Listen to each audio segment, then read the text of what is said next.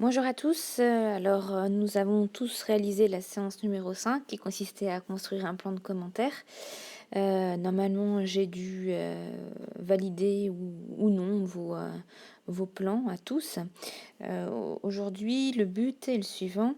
Vous allez pouvoir répartir votre travail si vous voulez sur 2 journées, hein, c'est entre jeudi et vendredi.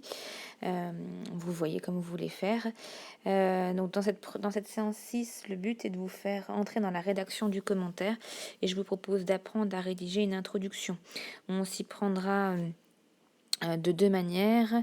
D'abord, donc je m'appuierai sur une fiche back évidemment, hein. En m'appuyant sur la fiche back, je vous expliquerai la méthode très largement et ensuite je vous proposerai un exemple euh, d'introduction, alors qui n'est pas un exemple d'introduction sur de la poésie, mais un exemple d'introduction sur un extrait de roman, mais peu importe. Ça me permettra du coup de vous montrer concrètement tout ce qu'il faut faire à l'intérieur d'une introduction. Enfin, bien, c'est vous qui passerez à la pratique en me rédigeant vos introductions. Sachant que cette fois-ci, je ne les commenterai pas, je n'y jetterai pas de coup d'œil. Le but étant que vous démarriez, vous fassiez vos introductions pour que la semaine prochaine, je vous présente la méthode du développement. Ainsi, sur un même traitement de texte à la maison, vous regroupez les deux et vous m'enverrez dans le courant de la semaine prochaine votre travail final. On va estimer que écrire un développement vous prend environ 1h30, donc ça comptera pour une bonne heure de cours au moins pour la semaine prochaine. Voilà, alors passons à la fiche back et donc fiche méthodo. J'ajouterai qu'avant la mise en pratique, nous ferons un point sur différents plans et différentes problématiques possibles pour pouvoir me remettre à flot des élèves qui auraient eu des difficultés sur ces 2 points. Dans la prochaine capsule, on retravaillera à nouveau ces plans pour veiller à ce qu'ils soient bien complets et qu'ils permettent à chacun d'écrire des commentaires eux-mêmes fournis.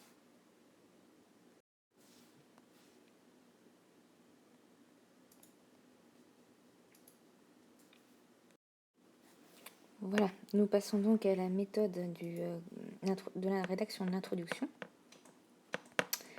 Je vais d'abord vous expliquer en théorie ce qu'il faut faire et ensuite on passera à l'exemple juste après. Munissez-vous, s'il vous plaît, de la fiche méthodo que je vous ai fournie dans mon mail ou via Pronote pour annoter éventuellement. Ce n'est pas moi qui vous dis quelles annotations il faut faire, c'est à vous de surligner, de noter comme vous le souhaitez. Alors, tout d'abord, dans une introduction, il faut vous dire que on vérifie 3 choses. On vérifie qu'un élève est méthodique, 2 qu'il est précis et 3 qu'il est clair. Dans la précision, on entend la précision des connaissances notamment et la précision du vocabulaire employé, ne serait-ce que dans le choix de la problématique, vous le verrez plus tard. Dans tous les cas, une introduction, c'est la première photographie de l'élève et très très vite, on va se rendre compte de la teneur de la copie, de la clarté, de la cohérence, c'est-à-dire du lien que l'élève fait entre les idées, de sa méthode, de ses connaissances, et puis ça nous permet aussi de voir si l'élève a vu l'essentiel du texte, hein, s'il a compris globalement le texte, puisqu'il est question dans l'introduction d'un commentaire de faire un court résumé ou, en poésie, d'évoquer au moins le thème principal. Alors, pour ce qui est de la méthode, ce que vous devez retenir, c'est que on doit voir dès l'entrée de votre copie que vous êtes organisé et que vous suivez une logique en entonnoir pour amener petit à petit votre texte. Donc, cette organisation est très perceptible par les alinéas. Les alinéas, donc, ce sont les décalages par rapport à la marge, hein, comme dans une dissertation, c'est ce que je vous ai appris. D'ailleurs, c'est les alinéas sur un document en traitement de texte, vous le faites avec la touche tabulation, ce qui correspond à la touche qui se situe en haut à gauche de votre clavier. C'est une petite flèche au bout de laquelle se trouve un tiret. Voilà pour la technique. Ensuite, on observe un autre élément, on observe si vous citez les titres d'œuvres et particulièrement est-ce que vous les soulignez.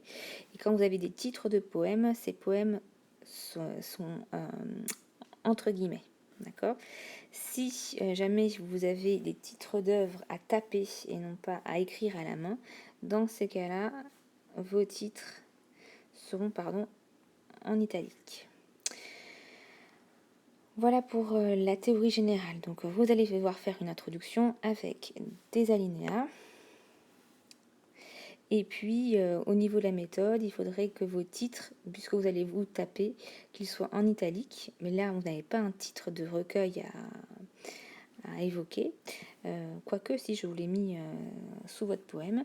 Et puis ensuite, le titre du poème est à mettre entre guillemets. Bien, une introduction s'organise en 3 temps. Donc je vais répartir, imaginez que ceci représente la partie qui est consacrée à votre introduction. Vous allez avoir une première grande partie qui va vous permettre de présenter l'œuvre d'une manière générale, voilà, le texte plutôt. Ensuite, vous allez avoir une deuxième partie qui vous permettra d'annoncer votre problématique et une troisième partie qui vous permettra d'annoncer votre plan. Là-dessus, je vais ajouter quelques petits connecteurs de base et puis quelques éléments supplémentaires pour vous aiguiller. Alors, dans votre introduction, dans la première partie, vous devez d'abord présenter l'œuvre de manière très générale en présentant le moment la période à laquelle l'œuvre est écrite. Donc ici, chez nous, on est au XVIe siècle, je vous le rappelle. Et vous pouvez ajouter des connaissances qui peuvent être de plusieurs ordres. Dans votre texte, par exemple, vous pouvez très bien dire qu'il s'agit d'un blason et dire quelques mots sur le blason. Ou bien, vous pouvez évoquer le fait qu'on soit au XVIe siècle et parler de quelques éléments d'histoire littéraire dont on a parlé dans la séance 2, par exemple, quand on a évoqué le corps ou toute autre chose sur le XVIe siècle qui pourrait mettre en lumière le texte. Donc là, on le présente de manière générale et petit à petit, on resserre le texte, on resserre la présentation sur l'œuvre elle-même et particulièrement sur l'extrait. D'accord. Donc ensuite, vous allez devoir présenter très précisément, donc, je récapitule, le contexte,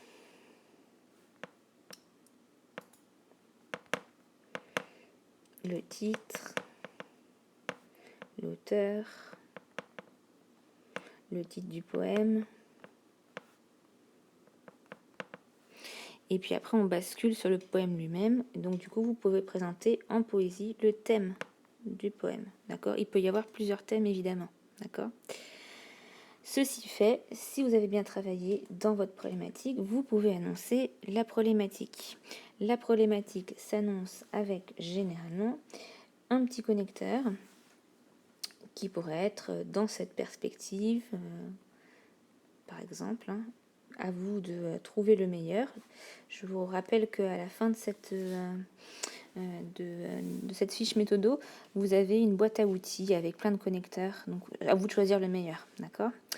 Donc, dans cette perspective, et ensuite, vous annoncez tout simplement votre problématique, d'accord?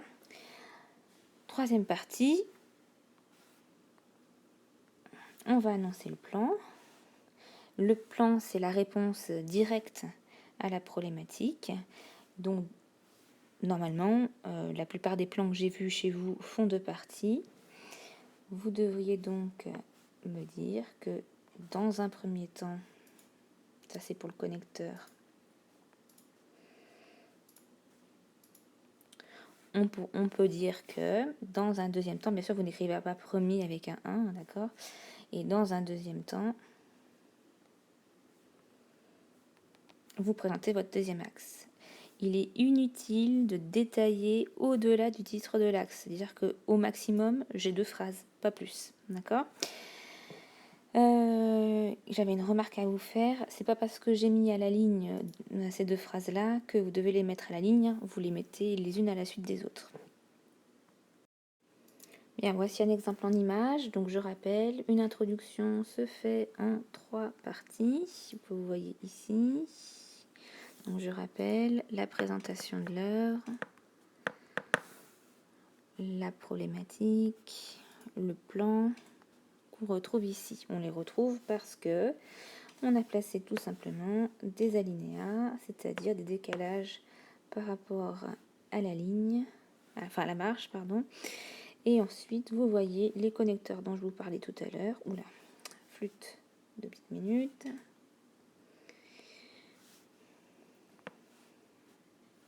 Donc les connecteurs dont je vous parlais tout à l'heure, qui sont dans un premier temps, dans un deuxième temps pour le plan.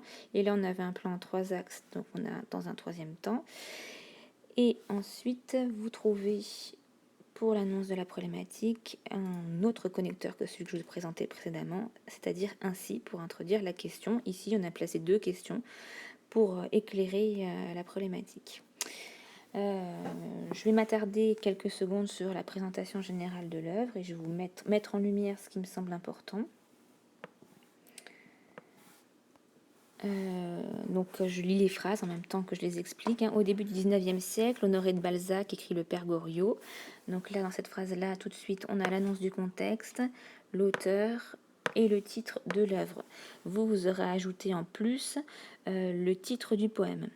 Il est l'auteur d'un grand ensemble, aujourd'hui appelé la Comédie humaine. Le Père Goriot fait partie de cet ensemble, le premier en réalité.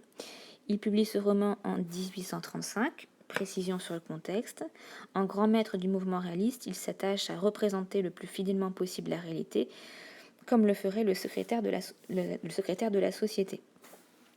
J'oublie de fermer les guillemets. Vous voyez qu'on a quelques éléments sur des connaissances qui sont très appréciées dans un commentaire. Ce sont des connaissances qui ont trait au contexte littéraire. Vous pouvez aussi ajouter dans votre introduction, comme je l'ai expliqué tout à l'heure, des connaissances sur le XVIe siècle ou des connaissances sur le blason. Vous allez voir que dans cette introduction, cette présentation, on voit encore d'autres connaissances. Là, on va approfondir ce que c'est que le réalisme. Il représente avec une certaine finesse le fonctionnement de la société du XIXe siècle, organisée autour de l'argent, rendant la progression sociale difficile et accroissant les inégalités entre riches et pauvres. Et là, nous allons passer à la présentation plus précise de l'extrait lui-même. Et là, vous présenterez plus précisément votre poème. Dans l'extrait qui nous occupe ici, Rastignac est à Paris pour réussir en tant qu'avocat. Il rencontre alors Vautrin car ils habitent dans la même pension, la pension Vauquet.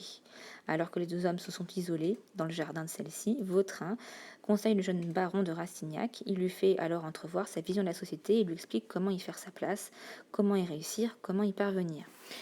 Vous n'avez pas d'extrait de roman à commenter, ce qui fait que vous n'avez pas à résumer une intrigue. Vous avez un poème entre les mains, donc simplement présenter les thèmes principaux du poème sont suffisants. Moralité, cette partie-là sera un peu moins longue. Ensuite, vous avez la problématique. Ainsi, nous nous interrogerons sur les questions suivantes. Comment Vautrin influence-t-il Rastignac et influence-t-il le lecteur aussi? La question nous amène à 3 réponses. Dans un premier temps, nous montrerons comment Vautrin parvient à se faire entendre par Rastignac en utilisant ce dernier, ce qui marquera l'influence de Vautrin sur Rastignac. Dans un deuxième temps, nous explorerons la nature de l'influence de Vautrin. Là aussi, on travaille encore sur le type d'influence. Et enfin, dans un troisième temps, nous émettrons l'idée que Vautrin apparaît pour le lecteur comme un contre-exemple, puisqu'il semble être un danger pour la société. Donc là, on travaille sur l'influence du Vautrin sur le lecteur et aussi sur le personnage. Comme je vous l'expliquais tout à l'heure, je vous ai glissé dans cette fiche méthodo des connecteurs pour bien faire votre introduction. Vous allez donc trouver ce dont on a en premier besoin, c'est-à-dire un connecteur pour annoncer la problématique, pas pour commenter, mais pour annoncer la problématique. Alors le connecteur se trouve ici, ainsi de fait dans cette perspective. Et puis ensuite, vous avez même des petites formules pour introduire la problématique. On pourra s'interroger, on s'interrogera, on tâchera de répondre à la question suivante. Ensuite, vous avez des connecteurs pour annoncer votre plan, ce dont vous avez besoin du coup en deuxième priorité. Et puis pour les élèves qui ont vraiment du mal à démarrer, qui ne savent pas comment démarrer leurs commentaires, vous pouvez commencer par écrit en telle année, le recueil de Clément Marot, etc. Ça peut vous aider éventuellement à démarrer si vous séchez là-dessus. Alors pour finir cette capsule, chose promise, chose due, pour faire une bonne fin d'introduction, il est plus intéressant d'avoir formulé une bonne problématique et un bon plan, c'est-à-dire un plan dont les axes répondent à la problématique. Parmi tous les travaux que j'ai vus, corrigés et annotés, j'ai retenu 5 problématiques intéressantes avec les plans adjacents. Première problématique, en quoi ce poème est un hommage à la femme aimée. C'est un hommage à la femme aimée parce que ce blason est un poème qui met en valeur le tétin autant que la femme en réalité. Et c'est aussi un hommage à la femme aimée parce que c'est un poème amoureux qui exprime le désir du poète. On voit bien que ce sont 2 affirmations qui complètent, qui répondent à la question. Deuxième problématique, deuxième idée de plan donc, ce poème n'est-il qu'un éloge du tétin? À l'évidence, c'est un éloge et donc une mise en valeur du tétin, mais aussi c'est un chant à la femme aimée. Troisième idée, la problématique serait la suivante, en quoi ce poème est un hommage à la femme aimée? D'abord, il s'agit d'un blason, donc un poème qui met en valeur une partie du corps, à savoir ici le tétin. 2, c'est un poème qui évoque et symbolise la femme aimée, c'est donc un poème d'amour et de désir. Autre problématique intéressante, comment Clément Marot utilise-t-il le blason pour représenter et magnifier la femme du XVIe siècle? Excusez-moi, j'aurais dû enlever ceci, je l'enlève tout de suite.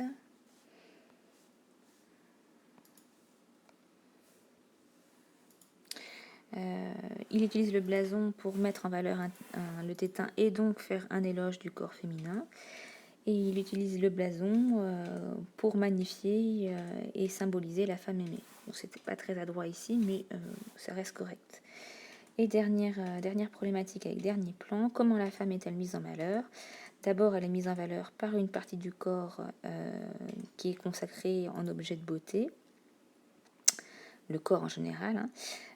Et puis ensuite, le deuxième partie, c'est un poème d'amour à la femme aimée, qui se situe donc entre admiration et désir. Donc tous les élèves qui ont eu des difficultés à formuler ne serait-ce qu'une problématique et des axes, vous pouvez vous appuyer sur l'une de ces 5 propositions, sachant qu'après il va falloir compléter chacun des axes. Et là je ne vais pas m'attendre sur le sujet, j'en reparlerai dans la prochaine capsule. Donc d'ici à demain, je vous conseille d'essayer de faire vos introductions, d'accord?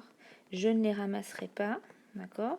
Je vais ramasser l'introduction plus le développement de la première partie ou de la deuxième partie, vous ferez comme vous voudrez, sachant que je veux voir au moins une transition, d'accord? Donc intro, je souhaiterais voir une partie.